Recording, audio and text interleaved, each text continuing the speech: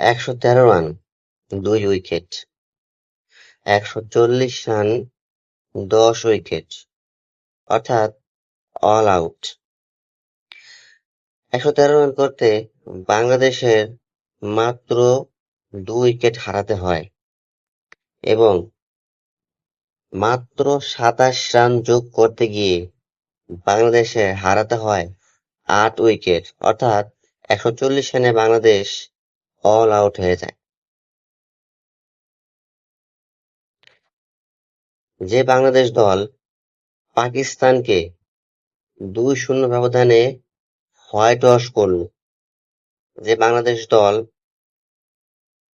টেস্টে এত দুর্দান্ত খেললো, তো দারুণ ছন্দময় ক্রিকেটটা খেললো, সেই বাংলাদেশ দল জিম্বাবুয়েতে এসে মাত্র ১৪০ রানে অল আউট। এত ছন্দহীন ব্যাটিং, এত এলোমেলো ব্যাটিং, ১০ উইকেটের ৮ উইকেটই স্লিপে এবং উইকেট কিপারের হাতে ক্যাচ দিয়ে আউট হয়ে গেছেন। একেবারে সহজ ক্যাচ দেখে মনে হচ্ছিল যে বাংলাদেশ দল কোনো রকম প্ল্যানিং ছাড়া, কোনো রকম প্রস্তুতি ছাড়াই খেলতে নেমে গেছেন। বাংলাদেশ দল তো এখন বর্তমানে স্পোর্টিং উইকেটে খেলে অভ্যস্ত, বাউন্স উইকেটে খেলে অভ্যস্ত। তাহলে এখন কি হলো যে সেই বাংলাদেশ দল বাউন্স খেলতে পারছে না, ফাস্ট বল খেলতে পারছে না, সুইং বল খেলতে পারছে না। বাংলাদেশ দল কি বুঝতেই পারেনি যে তারা কোন উইকেটে খেলতে যাচ্ছে, কেমন উইকেটে খেলতে যাচ্ছে?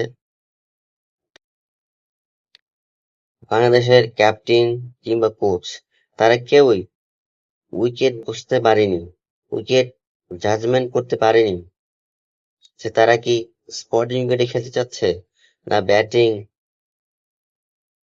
নাকি স্লো উইকেট। কোনো কিছু না জেনে না বুঝেই বাংলাদেশ টেস্ট খেলতে নেমে গেছে।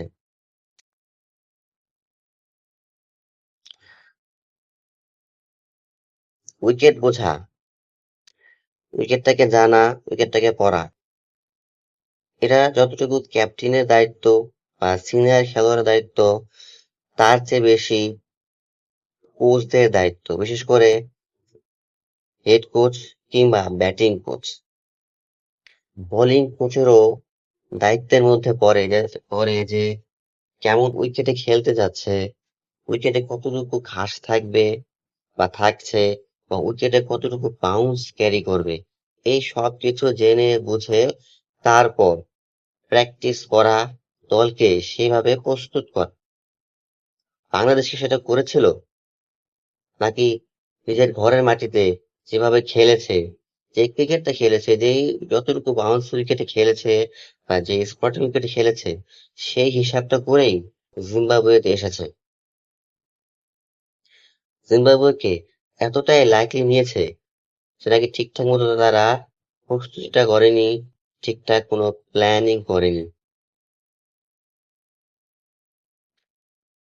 বাংলাদেশ জিম্বাবুয়েতে এসে ১৪০ রানে অল আউট হয়ে যায়। যেই উইকেটে, সেই একই পিচে, সেই একই উইকেটে জিম্বাবুয়ে দল ৪১০ রান করে। জিম্বাবুয়ের ওপেনিং ব্যাটসম্যান কায়া ১৪০ রানে চমৎকার একটা ইনিংস খেলেন। আরো ৩ জন ব্যাটসম্যান যারা অর্ধশত রান করেন।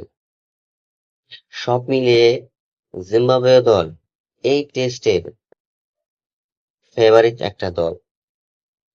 তারা ফেভারিট হিসেবেই নেমেছে, এটাই হচ্ছে তার প্রমাণ। আপাতত দেখে মনে হচ্ছে এই টেস্ট ড্র হওয়ার কোনো সম্ভাবনা নেই, কারণ প্রথম ২ দিনেই ২টা ইনিংস শেষ হয়েছে। বাংলাদেশ দল, যে বাংলাদেশ দল এতটা ভালো খেলছে, এতটা ছন্দে আছে সেই বাংলাদেশ দল প্রথম দিনটাও খেলতে পারল না, মাত্র 2টা সেশন। সবচেয়ে অবাক করার বিষয় হলো সেকেন্ড সেশন, যে সেশনে বাংলাদেশ 8 উইকেট হারায়। এটা বাংলাদেশের ক্রিকেটে সবচেয়ে লজ্জাজনক বিষয় যে জিম্বাবুয়ের মতো একটা দলের সাথেও এক সেশনে 8 উইকেট হারাতে হয়, তাও মাত্র 27 রানের করে।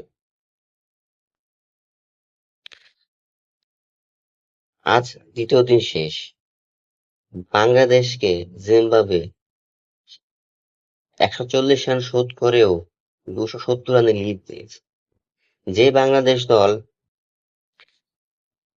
140 রানে অল আউট হয়ে যায়, সে বাংলাদেশ দল 270 রানের লিড টপকাতে পারবে?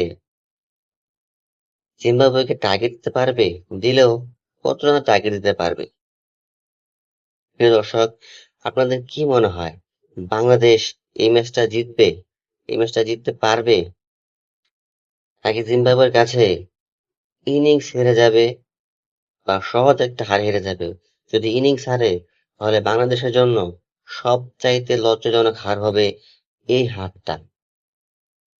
তাই ইতিহাসের পাতায় বড় বড় অক্ষরে লেখা থাকবে যে বাংলাদেশ জিম্বাবুয়ের সাথেও ইনিংস হেরেছে। আপনাদের কি মনে হয়, বাংলাদেশ কি এমনটা করবে? আপনাদের মন্তব্য মতামত কমেন্ট বক্সে কমেন্ট করে জানিয়ে দেবেন এবং এই চ্যানেলটাকে সাবস্ক্রাইব করে রাখবেন। ধন্যবাদ।